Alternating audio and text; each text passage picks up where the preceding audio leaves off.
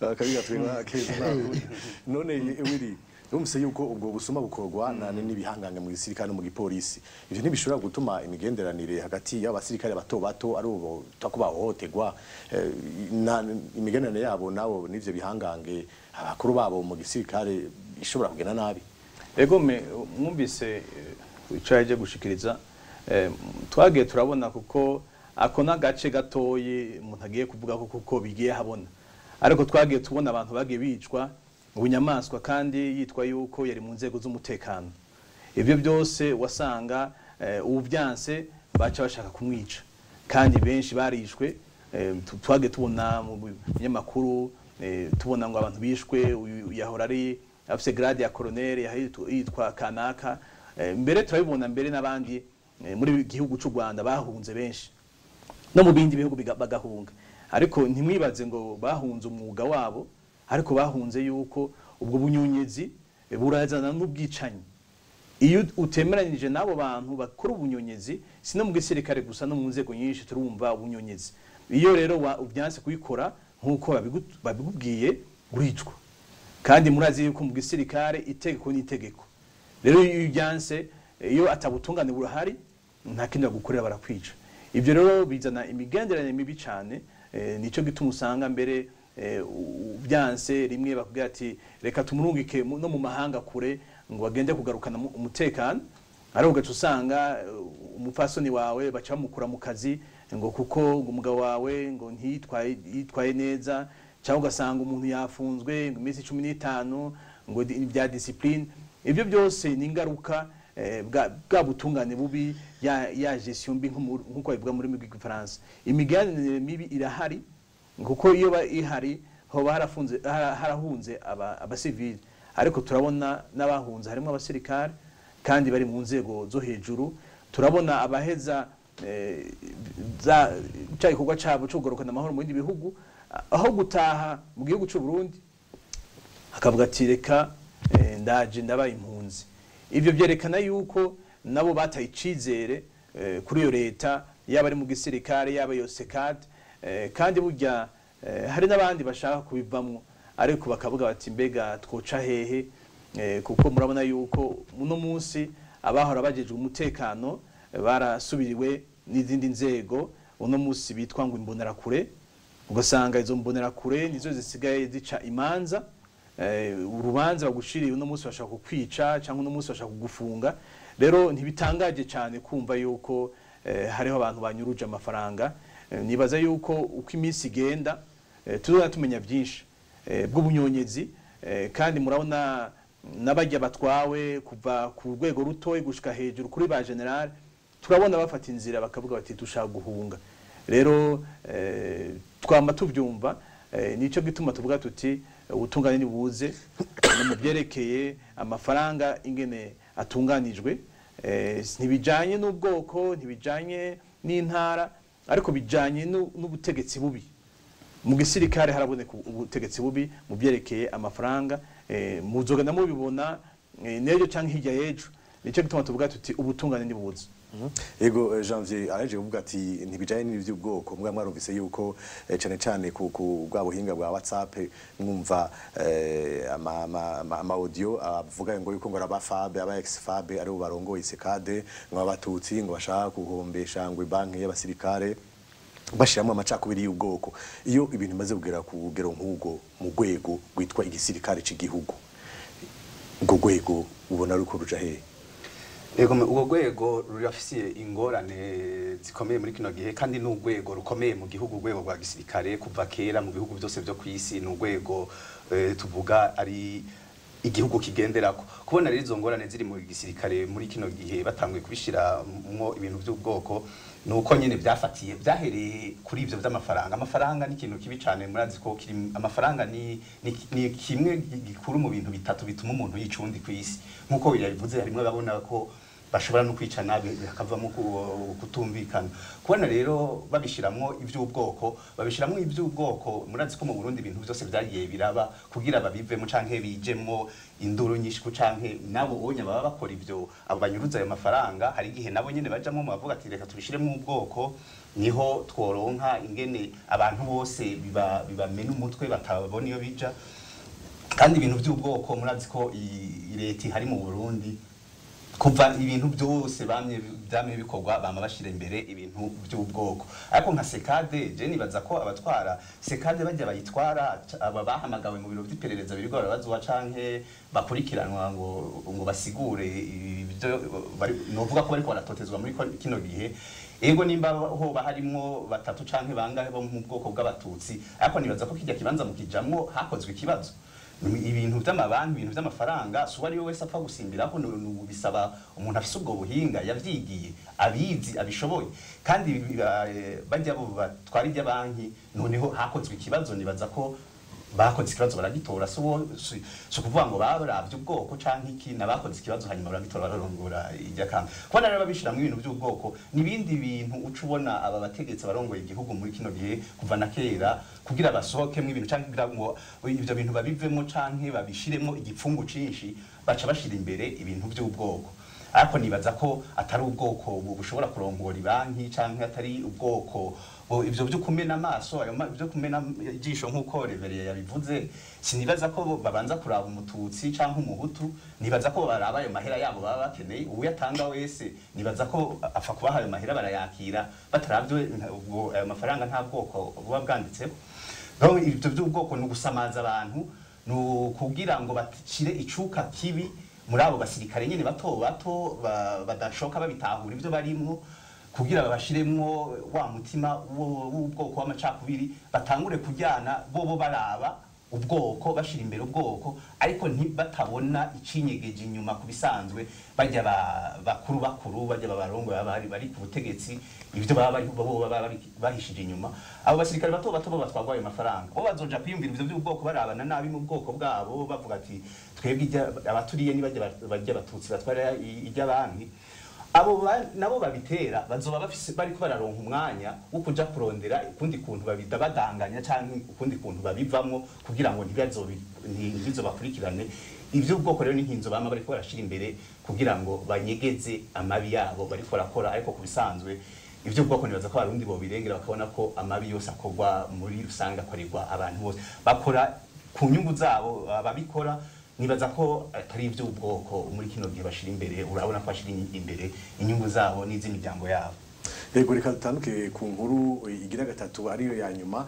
Nababwiye mu ntango za kino kiganiro yuko hariho impunzi z'abarundi bahungiye muri Tanzania no muri Republika ya Kongo iharanira intwaro rusangi bariko baraza baza guhungira mu Rwanda kandi bari baronse ubuhungiro muri ivyo bihugu. Mbega wiri nkunziza wewe urongoye impunzi zavuye mu bihugu bitandukanye zigahungira ngaha mu Rwanda ziba mu bisagara byo ngaha mu Rwanda, abo barundi bazavuye muri Tanzania na Kongo bari baronse ubuhungiro hariya bakaza ngaha gusaba ubundi buhungiro bavuga n'igiki gituma bava hariya? Egome reka ndakivuge ko kimwe cambere cyo nuko twivuga mu bice bibiri. Icambere cyo nuko iyo umuntu afashe ingingo yo guhunga ahungira hafi ashobora kuguhunga gitumye ahunga. Rero bamwe wasanga bahungiye muri Kongo, abandi bagiye barahungira muri Tanzania n'ibindi bihugu. Ugasanga rero bamwe batandukanye n'imiryango, bamwe ugasanga rero bari kwarondera imiryango, bamwe ugasanga bamenye yuko umuryango warusigaye bahungiye muri iki gihugu cy'u Rwanda bagashobora kuza. Ubu n'umugwi wa mbere. Umugwi wa kabiri nawe ni babandi usanga barahungiye muri ibyo bihugu bya Kongo canke Tanzania, ugasanga habaye umutekano muke.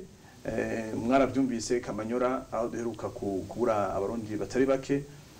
Twarumvise mwarabibonye mbere mu mabyerekano ku mateleviziyo no guca mu bindi buhinga bwa none bugezweho, tubona aho impunzi ifatwa igasubizwa mu gihugu yahunze. Bamwe ugasanga mbere n'irengero ryabo ntituzi ayo bashitse. Rero bisobanurwa ngo abantu bamwe barahunga muri ibyo bihugu kuko umutekano wabo nk'impunzi udacungerewe. Turumva muri Kongo bamwe babigize urudandazwa, yabona impunzi akavuga ati uyu ndamubonamo amafaranga. Nk'ikiya twako turavuga abantu usanga bashira imbere amafaranga, inda zabo, ntibiyumvire agaciro k'ubuzima. Rero turabona benshi baza bava muri ibyo bihugu bavuga bati twebwe turabona mbere na babandi bitwa imbonerakure bakorana n'inzego z'umutekano muri ibyo bihugu, bakagenda bakabaha amafaranga ati dukeneye kanaka na kanaka, kuko we azi abakoze amabi ati tumuzimanganye. Rero ugaca usanga umuntu avuga ati agize Imana akabimenya, ni hamwe usanga rero baje muri iki gihugu cy'u Rwanda bagahunga. Kandi birabaje cyane, nayo mareta yarakwiye kwisubirako kubona umuntu yaguhungiye ko nibyo abandi bavuga ngo umuntu ahunze imvura usanga yahungiye mu muvu. Ugasanga abantu rero barishwe, kandi ugasanga nta n'ubutungane. Uno munsi turacafise ikibazo kumva abiciwe Kamanyura muri Kongo, tutaramenya amakuru yabo yabishe. Twumvise byabereye ngaho muri Tanzania, ugasanga abantu bagiye kuramutsa imiryango hari, ugasanga bafashwe. Tukibaza tuti abo bantu byagenze gute? Aho twumva imbonerakure zinjira mu makambi zifise ibigwanisho, mwarabyumvise muri Tanzania. Ibyo rero biratuma imitima y'abantu ihungabana, bakavuga bati ntaho twahungiye, ahubwo reka tugende kurondera aho duhungira. Rero baramenya amakuru yo mu Rwanda, bakavuga ati reka tuze, bakabona baraje mu Rwanda bahunze, bavuga ati je ndahunze, iyo nahungiye sinahunze hari, ahubwo nasanze rero hari umuriro. None abo bangana gute baza muri ubwo buryo? Twashaka kumenyesha yuko uno munsi nta bitigiri twovuga ngo nibi, kuko bamwe iyo bahunze baza bafise ubwoba. Amaze kwinjira muri iki gihugu, navuga yuko ari yavuye muri ibyo bihugu ko yagihungiyemo, arashika akaraba yuko umutekano wiwe ucungerewe neza, akabaza hirya no hino ati mbega ngaha muri u Rwanda bimeze gute. Rimwe rero hari uco usanga haheze igihe, kuko nkuko mubizi komite igizwe n'ibisata bitandukanye. Hari igisata kijejwe iby'imibano, abo rero mu nyumuza wumva umuntu aje ati jewe burya nubwo nasabye ubuhungiro ngaha, jewe nahora ndi impunzi muri iki gihugu. Ugasanga mbere yafise n'iya karata y'impunzi muri ico gihugu, akavuga bati twebwe dufashe ingene bitontera ingorane kuko simbe impunzi mu bihugu bibiri. Aho rero cyo tumwereka inzira acamwo, ingene asubiza iyo karata muri byashira hamwe mpuzamakungu yitwa HCR, tukamwereka serivisi abijanamwo, gutyo nabo bakamufasha kugira ngo ntazokwandika ibihugu bibiri. Ibyo rero nico gituma tuvuga tuti kubera abantu ko baje ntumenya ngo mbega uyu muntu yahora ari impunzi muri ico gihugu, ariko buhoro buhoro abantu baganda bimenya, kuko naba bahinga bita mu Gifaransa aba psychologue, hari usanga umuntu amara n'umwaka utaramenya neza yuko yaravuye wibaza yuko yaravuye Burundi, ariko usanga yaravuye muri ca gihugu ca Kongo canke ca Tanzania. Mbere no cambonera akaryo ko gusaba leta yatwakiriye kugira ngo ibandanye icungera umutekano, kandi turashima cyane kuko ne batwakira batwitaho, kandi mbere natwe turashima cyane mwebwe abamenyesha makuru, kuko muragenda mwerekana isura nziza y'u Rwanda. Nta mpunzi nimwe turumva ngo yahohotewe cyangwa yavuga ati je ndavuye muri u Rwanda kubera umutekano muke, ariko turabona muri ibyo bihugu mwavuze Kongo na Tanzania muri iyi minsi ibikorwa byabo ntitubishima na gatoyi, kandi tubwira n'abandi babishoboye babona umutekano wabo udacungerewe neza. Ngaha mu Rwanda amarembo aracuguruye, ntibaravuga bati umuntu ushobora guhungira muri iki gihugu, ushoboye guhunga ugashika ngaha turakwakira. Buri munsi twama twakire impunzi, ni benshi cyane twakira. No muri ASR abo tugenda turungika baba bafise ibyo byangombwa baba bafise, ariko buhoro buhoro twibaza yuko abantu bahungiye muri ico gihugu bocungerwa. Nico dusaba ASR n'ibyo bihugu kugira ngo babikurikirane hafi. Ego Janvier mu kiganiro Humura tumva mukora amakuru menshi cyane kuvyerekeye impunzi ziri mu Rwanda, muri Tanzania, muri Congo no mu Uganda. Mwumvise abo izo mpunzi ziva muri Tanzania na Congo ziza guhungira ngaha mu Rwanda, hari kibatangaza?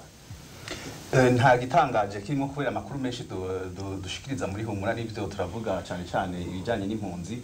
Turanavuga kandi ingorane benshi baba bafise bagiye barabona barahura nazo muri Congo na cyane cyane na Tanzania. Hariho nk'ibijanye nko muri Tanzania haravuga ibijanye n'ibifungurwa, abanyuruzwa bagiye gusenya kurondera udukwi abigeme n'abakenyezi baba bagiye mu mirima cyane kurondera udukwi gucana bagafatwa ku nguvu. Ivyo byose urumva biri mu bituma impunzi zitubarizwa muri Tanzania. Mwarumvise imbonera kure abantu bava Bujumbura, inkoho ziri bavuga ko zafashwe muri iyo kambi. Murumva aho hose impunzi zibona ko umutekano wabo utubahirijwe bakagira ubwoba. Murazi ko babaga bimwe kabiri mwari bashaka gutahuka ku gushaka kwabo, abandi bakavuga ati twe ntidutako ico twahunze niho kikiri mu Burundi, abandi nabo bakavuga ko batumwe na leta ya Nkurunziza kwerekana yuko bagomba gutahuka ku gushaka kwabo. Harimo abo mwumvise batuririye amazu, abahiriye mu nzu muri tujya tuzu babamwo, abahungutse bagasiga babatuririyeho. Urumva ivyo byose birerekana yuko hariyo igituma iyo mpunzi iva muri ico gihugu ikabona ko umutekano wabo tubahirijwe. Muri Congo twaravuze ibijanye bajya bikamanyura barashwe muri Congo. Turavuga aribo abatahukanywe ku nguvu na leta ya Congo irabatanze bashikiriza leta y'u Burundi. Muri Congo naho nyene mwarumvise abakorana n'iperereza baja gufatira y'abantu canke bagakorana ndetse n'inzego z'umutekano za Congo. Ivyo byose birerekana yuko muri ivyo bihugu ubona ko izo mpunzi z'abarundi zibona ko ziko zirakurikiranwa niyo zaroye, kandi barabivuga ati twebwe Nkurunziza, leta ya Nkurunziza iradukurikirana niyo twahungiye. Umva nico gituma bidatangaje kubona baguma batumutwe nyene baronderaho umutekano wabo kubahirizwa. Urumva ni impunzi iva mu gihugu gasubire gahunga n'ubu baracahunga. Twebwe rero kuko tumenyere kuronka amakuru yabo na cyane cyane kubijanye n'umutekano wabo ingene ugenda urahungabana n'ubwo baba bafise muri ivyo bihugu. Tanzania baregereye umupaka w'u Burundi, Congo begereye umupaka w'u Burundi. Baranasaba yuko ishiramwe hasere ryo bunguruza rikabakura hafi y'umupaka w'u Burundi, bakabigiza kure. Ivyo byose abatahutse twaravuze mwarumvise aho bashikanywe benshi muri bo bari bamaze gusubizwa mu Burundi bavuga ko batahutse ku gushaka kwabo. Imbonera kure zarabafashe zirabakubita n'udufaranga bari babatekereye. Imbonera kure barabaka utwo dufaranga aho hantu umva wo haguma gute ngo ahungutse. Ico bakoze babonye ko ahubwo nyabona ari gusubira guhunga, bace bagaruka benshi basubiye guhunga baja muri Tanzania. Ivyo byose urumva birerekana yuko n'ubu impunzi z'abarundi muri ivyo bihugu baguma baturatura, kandi kenshi ivyo bavuga hariho n'amakuru avyemeza tubibona yuko kenshi bikorwa na leta y'Ubujumbura ibakurikira mu gukoresha nabo bimbonera kure mu gutobandanya batoteza izo mpunzi z'abarundi ziri muri ivyo bihugu. Ego Reveriano, ni kibazo ni kimwe ngicomeje kubaza Janvier, biragutangaza wumvise ko hari impunzi z'abarundi ziva muri Congo na Tanzania zihungira mu Rwanda? Oya ntibitangaje namba, kuko uravye amakuru turonka n'amakuru biboneka yuko dufasha kariro nk'impunzi zahungiye muri Tanzania bafise ingorane nyinshi gutinda aho babona yuko urupfu rubegereje cyane gusumba n'urupfu bahunze. Gutinda aho bamwe bafata ingingo ati turatashe tugende kugwa iwacu tufuma tukaronkaho n'abaduhambana iteka. Ariko nuko igitangaje ni imigenderanire isigaye iri hagati novuga hagati y'abategetsi ba Tanzania begereye hajya ahantu impunzi ziri n'u Burundi. Nuko ubu biboneka cyane yuko kaya karere gasa ubu nakifatiwe cyane n'ubutegetsi bw'Ibujumbura. Bahagenzura uko bashaka, impunzi baragenda bakazikoresha ivyo bashaka. Imbonera kure zamayo, muribuka inkuru y'ibigwanisho twavuze mu minsi heze, ibigwanisho vyagiye bigafatirwayo. Ivyo byose ni ibintu bikwereka yuko impunzi ziri muri Tanzania utazoshobora kuhava ngo agende bidahindutse, nico kimwe no gusubira mu Burundi. Mwarumvise kandi ko mu minsi heze hari baravuga abantu 300 biyandikishije gutahuka. Ariko ivyo bari babigize kubera iki? Kubera bari bafise ingorane y'ivyo bafungura. Bari bagize ico kibazo, hama baravuga bati imiryango yacikiye kudufira ko tubona ngaha twofuma dutaha tukaja gupfira iwacu nta kundi. Hama sinzi ko agahengwe kabonetse kugira ngo bace bavuga yuko badataha. Sindamenya yuko ko bari kubera hariho umutegetsi wo muri Israel yagiye muri Tanzania kubaraba asa n'uwabemereye yuko bashobora kubafasha gato ubuzima bwabo bukisununura gatoya. Abo bantu baca baravuga bati nabundi twari duhunze gusa ngaha ubuzima bubi, n'ubundi ntitwari duhungutse ngo nuko tugiye mu gihugu gitekanye hari amahoro. Jero no munsi kubona nk'impunzi yoba iri muri ubwo buzima muri Tanzania, kumva yuko yoba yahavuye yagiye gusaba ubuhungiro ahandi, kuko guhunga mu bisanzwe aho bamwe mu Burundi ntambara imaze gutera, bamwe bahungiye muri Tanzania, abandi bahungira mu Rwanda, abandi bahungira muri Kongo. Umwe wese n'uburenganzira bwo kwahungira ahantu yumva yuko umenga yumva yuko atekaniwe, ariko niyashitseyo akumva ntagitekaniwe aracafise n'uburenganzira bwo kunguruza akagenda gusaba ubuhungira ahandi, agize Imana bakabumuha. No muri Kongo nuko murabona ivyabaye, impunzi ziciwe Kamanyora, impunzi ziri za Rusenda, bose muramaze kuba ingorane bafise. No kuvuga yuko twumvise impunzi zagiye gusaba ubuhungiro ahandi, sino mu Rwanda gusa, ni naho zogenda mu kindi gihugu bakazakira zikumva ko zitekaniwe. Ntagitangaje yuko izo mpunzi z'abarundi ziyunguruza zikavaho ziri. Ego ni kuri no nkuru nyene duce duheza ko kino kiganiro. Ndibutse abariko baraturaba n'abatumviriza yuko mushobora kugisanga ku rubuga rwa RPA no ku rubuga rwa Radio Inzamba, ni wezi3 na wezi3 ndetse mukagisanga no ku rubuga rwa YouTube rwa televiziyo Renaissance. Kansure kandi nshimire abatumire bacu buno munsi. Nibutse ko twari kumwe na Janvier Ninazwe, umenyesha makuru wa Radio Publique Africaine RPA, Reverien Bazikamwe, umenyesha makuru wa Radio Inzamba na Television Renaissance. Twari kumwe kandi na Willy Nkurunziza, urongoye impunzi zavuye mu bihugu bitandukanye zigahungira mu Rwanda, ziba mu bisagara vyo mu Rwanda. Ndashimire mwese mwari ko muraturabana ariko baratwumviriza. Isango niryo kwa gatanu uza.